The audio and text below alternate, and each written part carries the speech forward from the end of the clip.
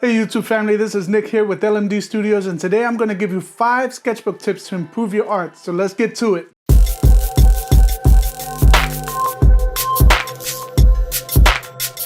Before we get started, I want to actually break down the importance of having a sketchbook and what's the point of it. A sketchbook for us as artists is the same as a journal for a writer. It's for us to put down our ideas, practice, just let loose with our emotions and actually put whatever is in our heart, in our minds, in our souls, whatever we're feeling into that sketchbook. Some of us can actually express things like words, that's why we journal, and some of us actually express things with images. That's why we draw, that's why we sketch. That is the importance of a sketchbook. Now, what I want to do now is give you the tips that are actually going to help you to become a better artist and to improve your art by using this sketchbook. Tip number 1, sketch daily. It's important that you put out your ideas. But apart from that, the importance of actually sketching on a daily basis is to be able to practice your craft. It's to be able to put out ideas and things that you want to try, experiment, and have new things come to life. And by sketching daily, you can actually improve on your anatomy. You can improve on having what's in your head come out on paper. It's where you get the practice and get that perfect image. Because sometimes what happens is, when we have something in our head, it just doesn't come out the same way on paper. It's like to actually sketch daily is to get our hands and our minds in sync so that when we have a thought, when we have an idea, when we have a picture of an imagination, we can actually put that down on paper and it come out to be exactly what we thought. A lot of times when I sketch, some of those thoughts actually come out better on paper than they do in my head. Tip number 2, use it for everything. The reason why I'm saying you should use your sketchbook for everything is because you need to create the habit of actually having it with you. So when you use it for everything, you can actually jot down notes for certain projects, certain ideas, sketch them out. If you can't sketch them out and you write it down, at least you have a little clip or a little glimpse or a little snippet of what you want to do, and that way you can actually get to it later. But the idea of using it for everything is to create a habit of actually using it. Too often we get bombarded with everything that's going on in life, you know, with work, with school. For some of us to let loose and just get rid of all of that stress, some of us actually write, some of us sketch, some of us put bullet notes and create bullet journals, that kind of thing. Using a sketchbook for everything that we do on a daily basis helps us to create that habit. So it's like when we are stressed at work or when we are stressed coming home from school, we can actually open up our sketchbooks and just let it loose, let it go, let everything that our emotions are feeling, just let it flow on the paper. Tip number 3, relax and accept imperfection. The reason why I'm saying this is because a sketchbook is not supposed to be perfect. You're not supposed to sketch in a sketchbook everything that you're literally going to create into a project. It just doesn't happen that way.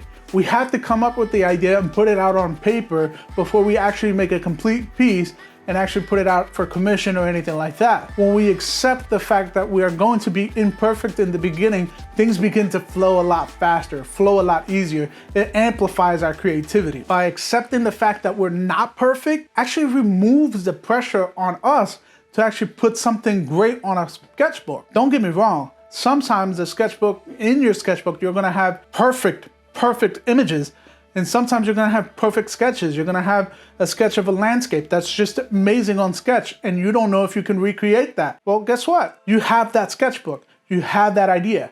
At this point, as digital artists, we would take that sketch and actually make it into a complete piece by just refining it within the computer or digitally on an iPad, whatever the case may be. So just embrace your imperfections and let the creativity flow. You'll see it's gonna be amazing. Tip number 4, experiment.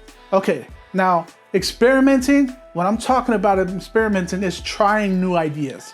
Also, not just trying new ideas, but just going completely different routes. For example, we're used to sketching with pencils. Some of us actually might be even better sketching with ballpoint pens. Try it out. You never know if you're gonna succeed, or you never know if it's actually gonna work out unless you try it. Also, another thing, you can use your sketchbook to try out color palette. You have a new set of markers. You wanna try out what the colors look like.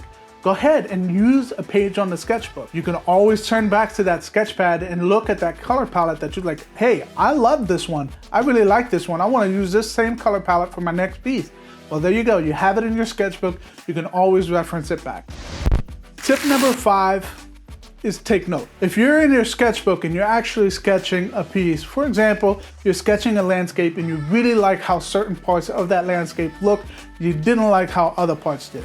Well, guess what? It's a sketchbook. It's not going to be perfect, okay? You can actually take notes as to what you liked about certain parts of the sketch and what you didn't.